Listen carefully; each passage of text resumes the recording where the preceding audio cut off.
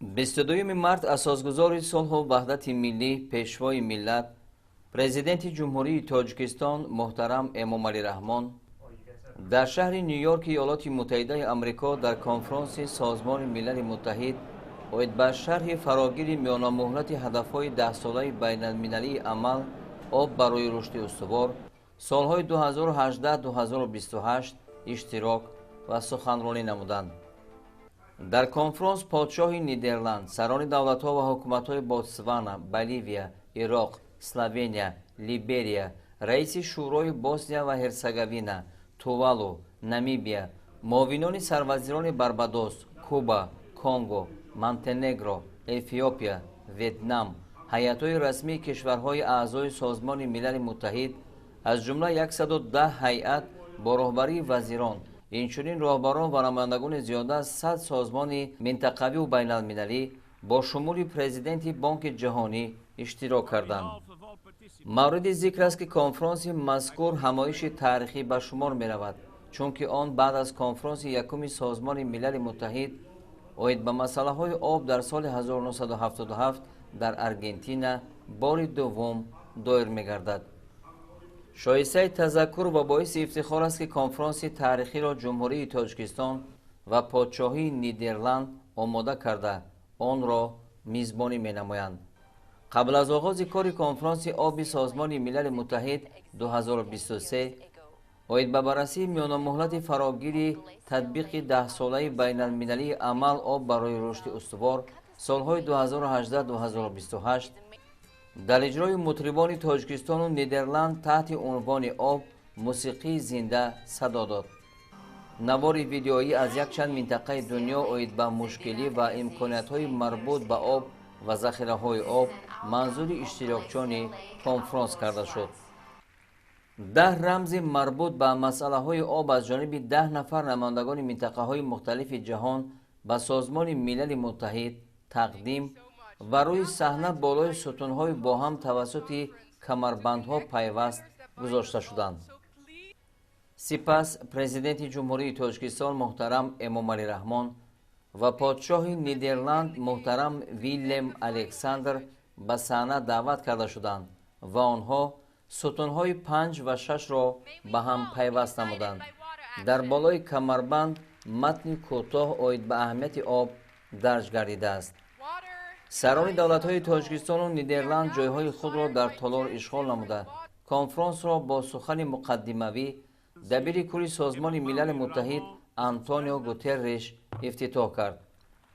дабири кулли Созмони Милали Муттаҳид ба ҳайси раиси муваққатии конфронси оби Созмони Милали Муттаҳид роҳбарони ҳайатҳои Тоҷикистону Нидерландро ба ҳайси раисони конфронс таъин карда онҳоро барои ишғоли макони худ ба минбари асосии маҷмаъаи умумии Созмони Милали Муттаҳид даъват намуданд. ҳамраисони конфронс президенти ҷумҳурии Тоҷикистон муҳтарам Эмомалӣ Раҳмон, подшоҳи Нидерланд Виллем Александр ва муовини дабири кулли Созмони Милали Муттаҳид оид ба масъалаҳои ташрифотӣ дар минбари асосии маҷмаъи умумии Созмони Милали Муттаҳид ҷойҳои худро ишғол намуданд. президенти ҷумҳурии Тоҷикистон муҳтарам Эмомалӣ Раҳмон кори конфронсро расман кушода эълон намуда дар назди ҳозирин суханронӣ карданд. нахуст сарвари давлат муҳтарам Эмомалӣ Раҳмон ҳамаи иштирокчони чорабинии сатҳи баландро бо рӯзи ҷаҳонии об ва ҷашни байналмилалии Наврӯз самимона табрику таҳният гуфтанд. таъкид гардид, ки Тоҷикистон таи зиёда аз 2 даҳсола масъалаҳои марбут ба обро дар рӯзномаи ҷаҳонии рушд пеш мебарад. бо ибтикори ҷониби Тоҷикистон маҷмаъи умумии Созмони Милали Муттаҳид оид ба масъалаҳои об 9 қатнома қабул намудааст ва татбиқи онҳо барои расидан ба ҳадафҳои глобалии ҳамоҳангшуда дар соҳаи об заминаи сазовор мегузоранд. президенти мамлакат муҳтарам Эмомалӣ Раҳмон оид ба вазъи мураккабу печидаи ҷаҳони имрӯза, мушкилоти марбут ба об, тағйирёбии иқлим, таъсири офатҳои табиӣ ба иқтисодиёту амнияти кишварҳо, иқдомҳои Тоҷикистон дар самти рушди иқтисоди сабз ва тавлиди энергияи сабз андешаронӣ карда таъкид доштанд, ки имрӯз захираҳои об зери таъсири амиқи таҳдиду хатарҳои гуногун қарор доранд, ки ба тамоми соҳаҳои ҳаёти мардум, бахусус ба амнияти озқаборӣ, тавлиди нерӯи сабз ва пойдории табиат бетаъсир намемонанд. таъкид гардид, ки маҳз ба ин хотир дар раванди омодагӣ ба конфронс Тоҷикистон бо подшоҳии Нидерланд ва шарикон аз Созмони Милали Муттаҳид таваҷҷӯҳи асосиро ба гирифтани ӯҳдадориҳо ҷиҳати суратбахшӣ ба амалҳо барои ноил гардидан ба ҳадафҳои рушди марбут ба об равона намудааст. Президенти мамлакат муҳтарам Эмомалӣ Раҳмон иброз доштанд, ки мо ба талошҳои ҳамгироёна дар ҳалли масъалаҳои обу иқлим дар доираи Созмони Милали Муттаҳид, аз ҷумла зимни татбиқи соли байналмилалии ҳифзи прияхҳо, ки бо ташаббуси Тоҷикистон моҳи декабри соли гузашта аз ҷониби Маҷмаи умумии Созмони Милали Муттаҳид эълон гардид, идома хоҳем бахшид. дар ин замина соли 2025 Тоҷикистон конфронси байналмилалии сатҳи баландро дар мавзӯи ҳифзи прияхҳо дар шаҳри Душанбе баргузор менамояд. зимни суханронӣ дар конфронси об сарвари давлат муҳтарам Эмомалӣ Раҳмон оид ба аҳамияту афзалияти таҳия ва қабули як қатор санаду барномаҳо аз қабили стратегияи миллии Тоҷикистон дар соҳаи об ва барномаи миллии ҳадафнок андешаҳои ҷолиб баён доштанд. пешниҳод карда шуд, ки ҷиҳати иҷрои амалу ӯҳдадориҳо дар самти ҳалли мушкилоти марбут ба об, бахусус татбиқи рӯзномаи амали об, раванди оби Душанбе ҳамчун платформаи пайгири васеъ истифода карда шавад. дар охир президенти ҷумҳурии Тоҷикистон муҳтарам Эмомалӣ Раҳмон бо итминон изҳор доштанд, ки талошҳои дастҷамъона ва ӯҳдадориву амалҳои нави кишварҳо ва созмонҳои байналмилалӣ дар доираи конфронси оби Созмони Милали Муттаҳид ва татбиқи натиҷаҳои он самараи дилхоҳ хоҳанд дод. баъди суханронӣ сарвари давлат муҳтарам Эмомалӣ Раҳмон подшоҳи Нидерланд Виллем Александр, дабири кулли Созмони Милали Муттаҳид Антонио Гутерриш, раиси Маҷмаи умумии Созмони Милали Муттаҳид Чаба Короши ва раиси Комиссияи иқтисодию иҷтимоии Созмони Милали Муттаҳид Лучезара Стоеваро барои суханронӣ ба минбар даъват намуданд. ҷаласаи пленарии конфронси об таҳти раёсати президенти ҷумҳурии Тоҷикистон муҳтарам Эмомалӣ Раҳмон доир гардид, ки дар кори он як қатор роҳбарони олимақоми кишварҳои аъзои Созмони Милали Муттаҳид баромад намуданд.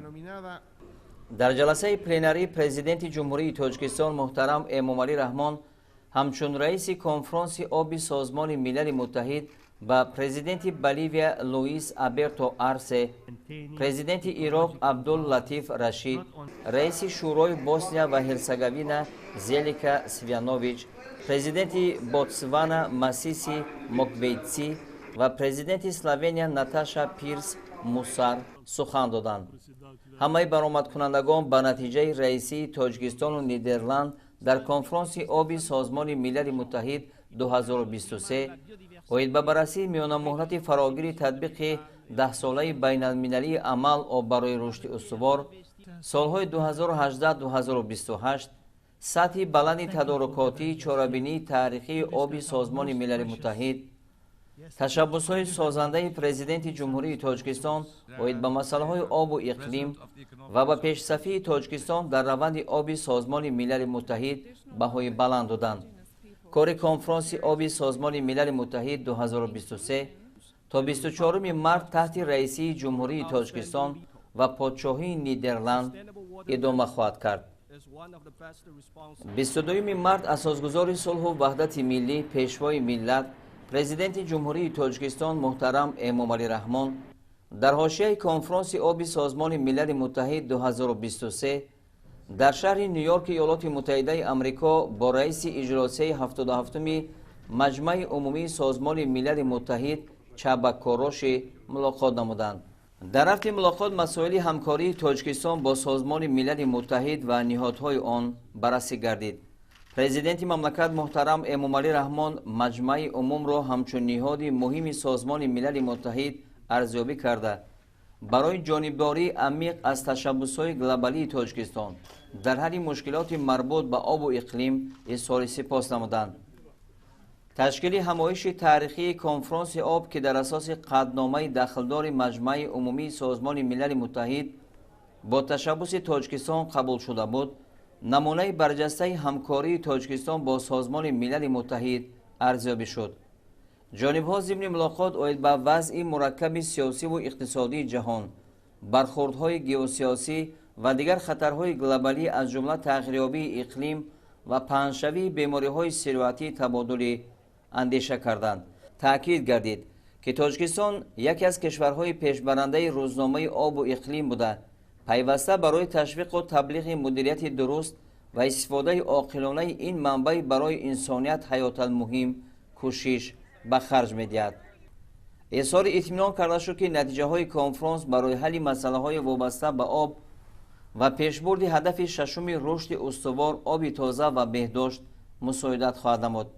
در همین زمینه رئیس اجلاس 77 مجمع عمومی سازمان ملل متحد جانبداری خود را از تشبث پیشوای ملت محترم امام علی رحمان دایر به سال 2028 برگزار نمودن کنفرانس نوبتی سازمان ملل متحد وابسته به آب در شهر دوشنبه که در مراسم افتتاح کنفرانس سازمان ملل متحد آب 2023 پیشنهاد کرده شد تأکید نمود. سرور تاجیکستان بر رئیس اجلاس 77 مجمع عمومی سازمان ملل متحد برای در روند آن قبول گردیدن قطعنامه نوی مجمع عمومی سازمان ملل متحد اومد به اعلان نمودن سال 2025 همچون سال بین المللی حفظ پریخا از روی تشبث تاجیکستان منتداری خود را ابراز نمودند. 22 مارس اساسگزار صلح و وحدت ملی پیشوای ملت پرزیدنت جمهوری تاجیکستان محترم امام علی رحمان در حاشیه کنفرانس آب سازمان ملل متحد در شهر نیویورک ایالات متحده آمریکا در چاره‌بینی کناری تبدیل انستیتوت‌های اقتصادی گلوبالی به منفعت عموم دعوت برای بیدارشوی از جانب کمیسیون گلوبالی اوید به اقتصادیات آب که از جانب همرئیس کنفرانس پادشاه نیدرلند برگزار گردیده بود اشتراک کردند. اشتراکچیان سری وقتی بودن چاره‌بینی را تاکید نموده اصرار داشتند که وابسته به وضع مرکب ذخیره‌های آب ضرورت صورتبخشی عملها و تغییر دادن مناسبت به این ذخیره‌های بی‌بها پیش آمده است. تاکید کرده شد که ذخیره‌های آب در رشد اقتصاد کشورها نقش نظررس دارند و توسط آن در ساحه‌های اقتصادی از جمله آبیاری، کشاورزی، گیدروانرژتیک، صنعت، سیاحی و دیگر ساحه‌ها ده‌ها هزار جای کاری تأسیس داده شده به شغل اهالی مساعدت کرده می شود. تأکید کردند به مورد است که 98% برق در جمهوری تاجیکستان توسط منبع‌های برقرار شونده استحصال گردیده. تاجیکستان در رشد سبز منطقه نقش مؤثر می‌گذارد. در برابر عامل‌های منفعتبار آفت‌های طبیعی مربوط به رشد اقتصادیات تأثیر ناگوار می‌رساند. به تأکید کارشناسان 70% حالت‌های فوق‌العاده و 80% تلفات اقتصادی به عامل‌های مانند به آفت‌های طبیعی مربوط به آب ارتباط دارد. در سال‌های گوناگون ضرر از آفت‌های طبیعی مربوط به آب 8-9% مجموع محصولات داخلی را تشکیل می‌دهد که چنین حالت نه تنها خاص تاجیکستان بلکه خاص دیگر دولت‌ها خصوصاً دولت‌های روبرشت میباشد. در چاره‌بینی سیاسی‌گردانی مسئله آب همچون موضوع مهم تأکید گردید و با در نظر داشت آن تکمیل سیاست و تحریزی استراتژی و برنامه‌های رشد تدبیر مؤثر ارزیابی کرده شد. اظهار باوری کرده شد که نتیجه‌های کنفرانس امروزه دایر به مسائل آب به درک عمیق مهمیت آب و اداره عاقلانه آن مساعدت می‌نماید.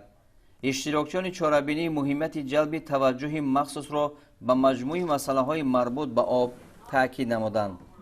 22 مارس اساسگزار صلح و وحدت ملی پیشوای ملت پرزیدنت جمهوری تاجیکستان محترم امام علی رحمان در قرارگاه سازمان ملل متحد در شهر نیویورک در چاره‌بینی کناری خریطه راه برای سال 2025 سال بین المللی حفظ پریخا اشتراک و سخنرانی کردند.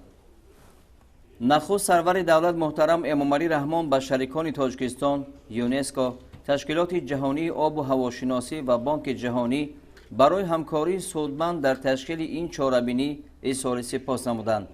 تأکید گردید ки чорабинии имрӯза қадами аввал дар роҳи татбиқи қаъдномаи нави Созмони милал оид ба эълон намудани соли 2025 ҳамчун соли байналмилалии ҳифзи пиряхҳо ба шумор меравад.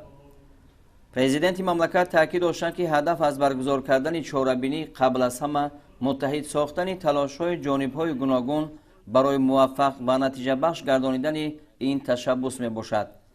ин ҳамоиш ҳамчунин барои таҳияи ӯҳдадории муштараки ҷонибҳо оид ба мавзӯъ ва сабти он дар рӯзномаи амал дар соҳаи об ҳамчун саҳми муносиб дар натиҷаҳои ин конфронси таърихӣ хидмат хоҳад кард. президенти мамлакат муҳтарам Эмомалӣ Раҳмон зимни суханронӣ иброз доштанд ки ҳадафи пешниҳоди эълони соли ҳифзи пиряхҳо ҷалби таваҷҷӯҳи ҷомеаи ҷаҳонӣ ба ин масъалаи мубрам ва муттаҳид сохтани талошҳо барои андешидани чораҳои қатъӣ ҷиҳати коҳиши ин раванд, устувор сохтани ҷомеа ва иқтисоди кишварҳо ба таъсири он мебошад. тибқи қаъдномаи Созмони Милали Муттаҳид, ҷумҳурии Тоҷикистон соли 2025 мизбони конфронси байналмилалӣ дар мавзӯи ҳифзи пиряхҳо хоҳад буд. сарвари давлат барои дар сатҳи баланд баргузор кардани ин ҳамоиши байналмилалӣ омодагии ҳамаҷонибаи Тоҷикистонро иброз намуда, аз кишварҳои аъзои Созмони Милали Муттаҳид ва дигар ҷонибҳои манфиатдор ҷиҳати ҳамкорӣ дар ин самт даъват ба амал оварданд. таъкид гардид ки мо бояд дар якҷоягӣ бо кишварҳо ва ҷонибҳои манфиатдор харитаи роҳро барои соли 2025 таҳия намуда, раванди омодагиро ба соли 2025 ва конфронси болозикр фарогиру натиҷаовар ба роҳ монем.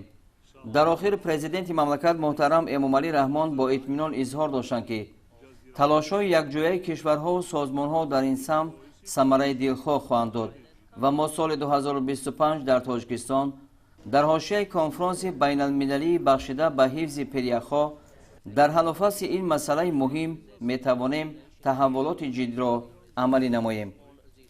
дар чорабинии канорӣ харитаи роҳ барои соли 2025 соли байналмилалии ҳифзи пиряхҳо ки аз ҷониби Тоҷикистон дар доираи конфронси оби Созмони Милали Муттаҳид 2023 баргузор карда шуд, дабири кулли Созмони Милали Муттаҳид Антонио Гутерриш, президенти Боливия Луис Аберто Арсе, дабири кулли Созмони байналмилалии обу ҳавошиносӣ Петери Таалас, директори генералии агентии байналхалқӣ оид ба нерӯи ҳастаӣ Мариано Гросси, директори генералии иттифоқи байналхалқии ҳифзи табиат Бруно Оберле ва муовини директори ЮНЕСКО Син Цюя иштирок ва суханронӣ карданд.